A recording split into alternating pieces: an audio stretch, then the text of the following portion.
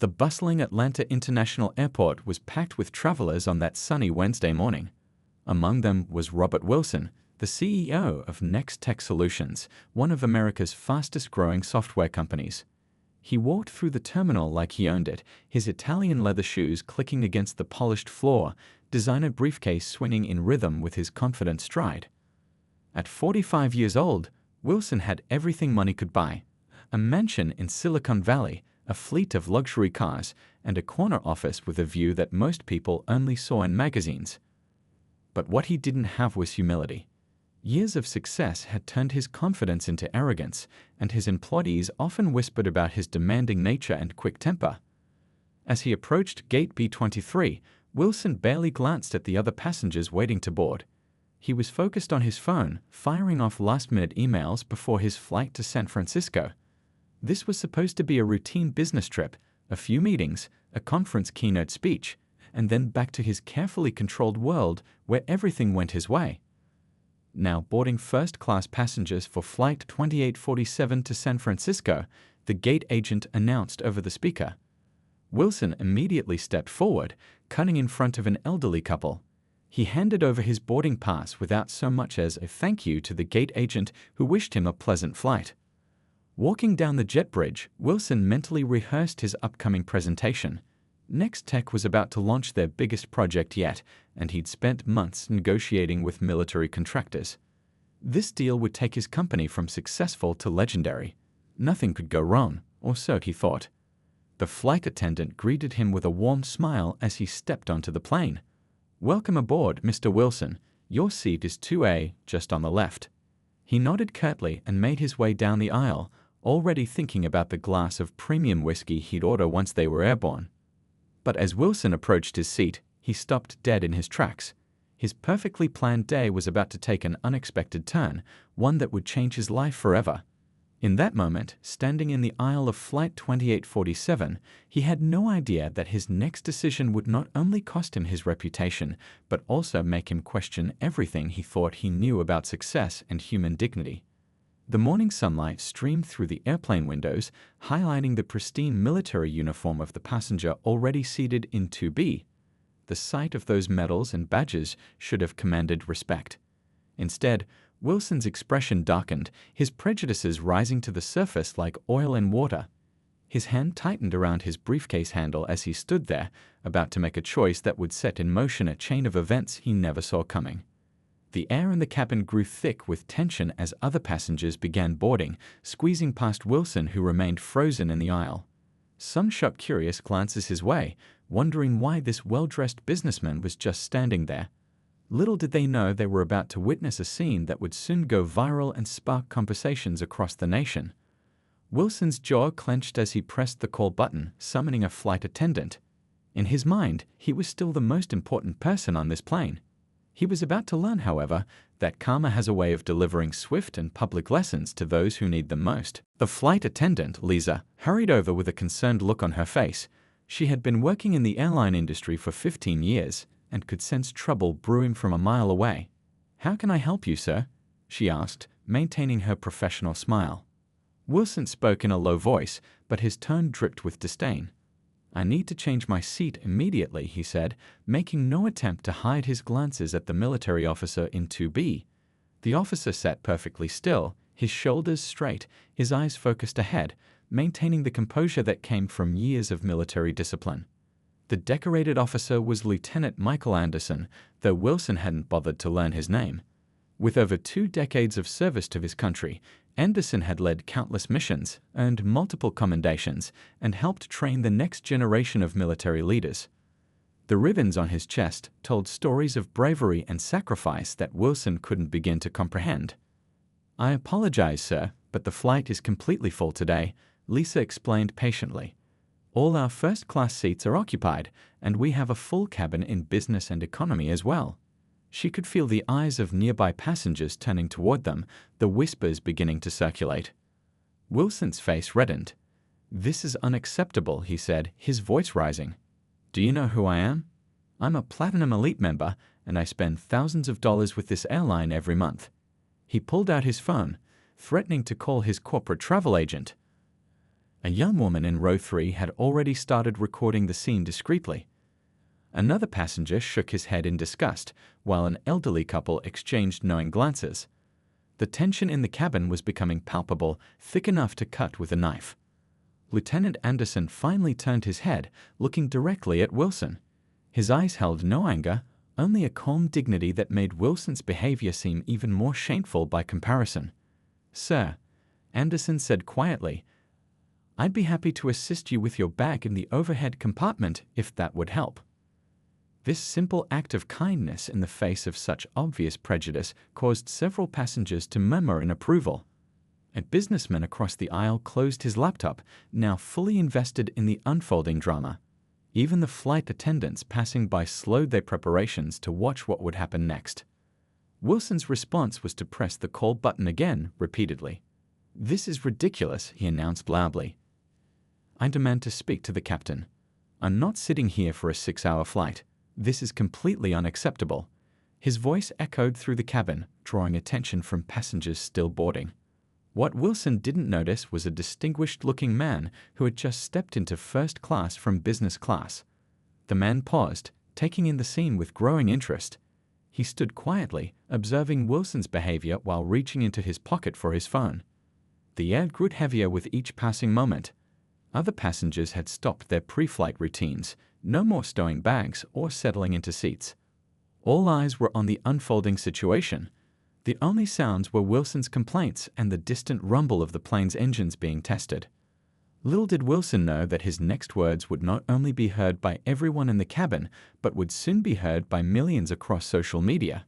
His career, reputation, and future were balanced on a knife's edge, and he was too blinded by his own prejudice to see it. The karma he had coming was about to arrive faster than his scheduled flight to San Francisco. The head flight attendant, Michelle, arrived to address the situation. Her 25 years of experience had taught her how to handle difficult passengers with grace, but even she was taken aback by Wilson's behavior. "Sir," she said firmly but politely, "I understand you're uncomfortable, but I need you to lower your voice. We're trying to complete the boarding process." By now, nearly every passenger on the plane was watching the scene unfold. A young girl tugged at her mother's sleeve, asking in a loud whisper why the man in the nice suit was being so mean. Her mother gently shushed her, but the innocent question hung in the air, making several passengers shift uncomfortably in their seats. Lieutenant Anderson remained a picture of dignity. His hands were folded neatly in his lap, his posture straight but relaxed. Anyone who looked closely might have noticed the slight tightening around his eyes, the only visible sign that Wilson's behavior had affected him at all. He'd faced much worse in his military career, but that didn't make this public display of prejudice any easier to bear. "Look," Wilson said, his voice dripping with condescension, "I don't think you understand. I have an important business meeting in San Francisco. I can't arrive looking wrinkled and unprofessional. I need space to work during this flight." Everyone knew his real objection had nothing to do with wrinkled clothes or workspace. A middle-aged woman in row 4 couldn't contain herself any longer. "Wrinkled clothes," she said loudly. "I think your attitude is what's really unprofessional." Several passengers nodded in agreement, and someone in the back of first class started clapping slowly. The tension in the cabin was reaching a breaking point. Some passengers had their phones out, recording everything. Others were typing furiously on their devices, no doubt sharing the incident on social media in real time. The hashtag #FirstClassRacist would start trending within the hour, though Wilson didn't know it yet. Michelle stood her ground, positioning herself slightly in front of Lieutenant Anderson, as if to shield him from Wilson's behavior. "Sir, these are your options. You can take your assigned seat, or you can choose not to travel with us today. Those are your only choices." Her voice was calm, but left no room for argument. A businessman across the aisle closed his laptop and leaned forward. "I've seen enough," he said quietly to his seatmate. "This is going straight to the board of directors." Unknown to Wilson, this passenger recognized him from recent business news and was already drafting an email to some very important people. Wilson's face had turned an alarming shade of red. "Do you have any idea how much business my company does with this airline? I could buy and sell this whole plane with what I spend on travel each year." His voice had risen again, echoing through the cabin. Lieutenant Anderson finally spoke up, his voice steady and controlled. "Sir," he said, looking directly at Wilson, "I've spent the last 20 years serving our country so that everyone has the right to travel freely and safely. That includes you, me, and everyone else on this plane." The cabin fell completely silent. The only sound was the distant rumble of jet engines and the soft ding of the seatbelt sign. Anderson's words hung in the air, powerful in their simplicity and truth. Several passengers wiped tears from their eyes, moved by his quiet dignity in the face of such blatant disrespect. What happened next would change everything. The distinguished-looking man who had been observing from the front of first class finally stepped forward, a phone in his hand and a stern expression on his face. As he opened his mouth to speak, Wilson had no idea that his world was about to turn upside down. The karma he had earned was about to be served, and it would be far more expensive than any first-class ticket. The distinguished-looking man cleared his throat, and all eyes turned to him. He wore a perfectly tailored navy suit, but it was his commanding presence that demanded attention. "Mr. Wilson," he said, his voice carrying clearly through the cabin, "I believe we have a meeting scheduled in San Francisco tomorrow." Wilson's face suddenly lost its red tinge, turning pale instead.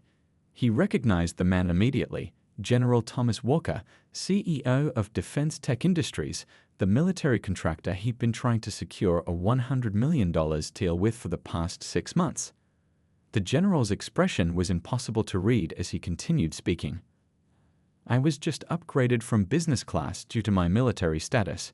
He gestured toward Lieutenant Anderson. "I see you've met one of our finest officers." Lieutenant Anderson here led the cybersecurity division that developed the very systems we were planning to discuss tomorrow. A few gasps could be heard throughout the cabin. The young woman who had been recording everything pressed her hand to her mouth, knowing she was capturing a career-ending moment. The flight attendants exchanged knowing looks, while other passengers leaned forward in their seats, not wanting to miss a word. "Sir, Wilson stammered, but the general held up his hand, silencing him. In fact, General Walker continued, his voice growing colder with each word, "Lieutenant Anderson's innovative security protocols are the main reason we were considering Nextech for this contract." His recommendation carried significant weight in our decision-making process. The irony of the situation wasn't lost on anyone. Wilson had just spent the last 15 minutes trying to avoid sitting next to the very person who could have sealed the biggest deal of his career. The universe had a sense of humor, after all, even if no one was laughing. Lieutenant Anderson's eyes widened slightly, the first real change in his composed expression since the incident began. He started to stand, but General Walker motioned for him to remain seated. "At ease, Lieutenant. You've done more than enough standing for our country." The general then pulled out his phone, which had been recording the entire incident. "Mr. Wilson, I believe your board of directors will be very interested in seeing how their CEO represents the company in public. A company, I might add, that has been promoting itself as a leader in diversity and inclusion in the tech industry." Several passengers nodded in satisfaction. The elderly couple in row 3 squeezed each other's hands, while the mother who had shushed her daughter earlier wiped away a tear. Justice was being served right before their eyes. Wilson's knees actually buckled, and he had to grab the back of a seat to steady himself. Everything he'd worked for was crumbling around him. The deal, his reputation, his career, all destroyed by his own prejudice and arrogance. "I suggest you find another flight, Mr. Wilson," General Walker said firmly, "and I'd start preparing your resignation speech. Defense Tech doesn't do business with companies led by individuals who display such disgraceful behavior toward our military personnel, or anyone else, for that matter." The cabin erupted in applause. Even the flight attendants couldn't hide their smiles anymore. A businessman in the back of first class shouted "Bravo," while others pulled out their phones to share what they'd just witnessed. Wilson stood frozen in the aisle, his designer briefcase hanging limply at his side. His carefully constructed world had just collapsed in the space of a few minutes, and he had no one to blame but himself. The karma he'd earned had arrived with perfect timing, turning what he thought would be a routine business flight into the day that changed his life forever. The next few minutes on Flight 2847 unfolded like a scene from a movie. Wilson, who had walked onto the plane thinking he owned the world, now looked like a deflated balloon. His expensive suit couldn't hide how small he suddenly appeared as he tried to process what had just happened. I can explain, he stuttered, looking desperately at General Walker. But the general wasn't interested in explanations. Instead, he pulled out his phone and made a call right there in the aisle. Tom? Yes, it's Walker. Cancel tomorrow's meeting with Nextech. And you might want to alert their board about an incident I just witnessed. He paused, listening. Yes, I have video. I'll send it right over. Their CEO just showed us exactly who he is, and it's not someone we want to do business with. The other passengers watched in stunned silence as a $100 million deal evaporated into thin air. A young tech worker in row 5 was already posting about it on LinkedIn. Watching karma happen in real time, his post would read, quickly gathering thousands of likes and shares. Lieutenant Anderson remained composed, though a slight smile tugged at the corner of his mouth. He'd seen countless missions succeed and fail during his military career, but he'd never witnessed a civilian crash and burn quite like this. The head flight attendant stepped forward again. Mr. Wilson, I need your decision now. We're already behind schedule. Her voice was professional but carried a hint of satisfaction. She'd dealt with countless difficult passengers over the years, but rarely had she seen justice served so swiftly. Wilson looked around desperately, perhaps hoping to find some sympathy among the other passengers. Instead, he saw phones recording, heads shaking, and faces filled with disgust. A businessman who recognized him was already texting his stockbroker, "Sell all Nextech shares immediately. Trust me on this one." I'll take another flight," Wilson mumbled, his voice barely audible. As he turned to leave, he nearly bumped into another passenger, a young software developer who had been inspired to start his own company after reading about Wilson in Forbes last year. The look of disappointment on the young man's face spoke volumes. General Walker wasn't finished yet. He turned to Lieutenant Anderson and spoke loudly enough for everyone to hear. "Lieutenant, I'd like to schedule a meeting with you next week. Your cybersecurity innovations clearly deserve a better platform than Nextech could provide. I think it's time we discussed implementing them directly through Defense Tech." The cabin erupted in another round of applause. A woman in business class stood up to get a better view, accidentally bumping her drink onto her laptop. She didn't even care. This was better than any in-flight entertainment she'd ever seen. As Wilson finally turned to leave the plane, the young girl who had questioned his behavior earlier spoke up again. "Mommy, is the mean man leaving because he was bad?" Her innocent question echoed through the now quiet cabin. Several passengers couldn't help but smile. Even a child could see the simple truth of the situation. Wilson's walk of shame down the aisle felt endless. Each step took him past another person recording his exit on their phone, another witness to his downfall. By the time he reached the gate, his company's stock would already be dropping as the first social media posts began circulating. The karma that had been building up throughout Wilson's career had finally caught up with him in the most public way possible. As he disappeared down the jet bridge, the other passengers began talking excitedly among themselves, knowing they had just witnessed something extraordinary.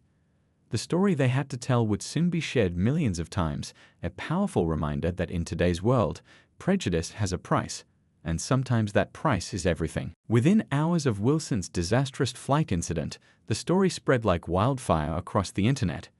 The hashtag first-class karma was trending nationwide, and video clips of his behavior were being shared on every social media platform imaginable. Back at Nextech's headquarters, phones were ringing off the hook. The company's PR team huddled in their office, watching their carefully crafted corporate image crumble in real time. News outlets were already calling for comments, and their email servers were crushing from the flood of angry messages from customers and partners.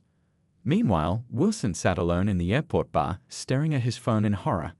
His email inbox was exploding with notifications. The board of directors had called an emergency meeting. Major clients were sending cancellation notices. Even his country club membership was being reviewed. His hands shook as he ordered another drink, trying to comprehend how his life had unraveled so quickly. The stock market responded swiftly and mercilessly. Nextech's shares plummeted by 25% in just 3 hours of trading. Investment forums were buzzing with discussions about the company's future, and stockholders were demanding immediate action from the board. A young intern at the company's PR department discovered that their own employees were sharing the video internally. Remember that mandatory diversity training he kept postponing? One comment read, "Guess we know why now." The comment had hundreds of likes from fellow employees. Back on Flight 2847, which was now cruising at 35,000 feet, Lieutenant Anderson was having a productive conversation with General Walker about his cybersecurity innovations. The other passengers kept glancing their way, some still in disbelief at the scene they had witnessed. A few had asked to take photos with the lieutenant, praising his dignity and composure. The flight attendants were also talking about what happened. "In 15 years of flying, I've never seen anything like it," one whispered to another while preparing the drink service. "The way Karma just showed up and handled business, it was better than any movie." At Nextech's headquarters, Wilson's secretary was quietly clearing out her desk. She'd put up with his behavior for 3 years, watching him mistreat people based on their appearance, background, or social status. Now, as she packed her things, she finally felt free to accept that job offer from a more inclusive company. The board of directors gathered in the main conference room, their faces grim as they watched the viral videos. One board member, who had championed diversity initiatives that Wilson had repeatedly blocked, simply shook her head. "We should have seen this coming," she said.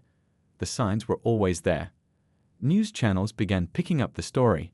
Breaking news: tech CEO's discriminatory behavior costs company $100 million deal. The headlines were brutal, and the commentary was even worse. Business analysts were already speculating about Nextech's future and Wilson's inevitable resignation. In the airport, Wilson tried to book another flight but found himself being quietly denied by airline after airline. The video had spread through airline employee groups, and suddenly every flight to San Francisco was fully booked. He didn't realize that his days of comfortable first-class travel were likely over for good. Social media continued to explode with reactions. A popular tech blogger posted a long thread about times Wilson had shown similar behavior at industry events. Others began sharing their own experiences with discrimination in corporate America, turning Wilson's meltdown into a larger conversation about prejudice in the workplace. The young girl from the plane became a minor social media star when her mother shared their story. "Even my 7-year-old could see how wrong his behavior was," her post read, gathering thousands of supportive comments. Sometimes our children are our best moral compass. 24 hours after the flight incident, Nextech's board of directors made their decision. They called an emergency press conference in the company's sleek headquarters lobby. The atmosphere was tense as reporters packed the room, cameras flashing and microphones ready. The board chairwoman stepped up to the podium, her expression serious. "Effective immediately, Robert Wilson has resigned as CEO of Nextech Solutions," she announced. The room erupted with questions, but she raised her hand for silence. "His actions yesterday do not reflect our company's values, and we are taking immediate steps to transform our corporate culture." Meanwhile, Lieutenant Anderson was being celebrated as a role model of grace under pressure. Military organizations and civil rights groups reached out to him, asking him to share his story. But true to his character, he remained humble.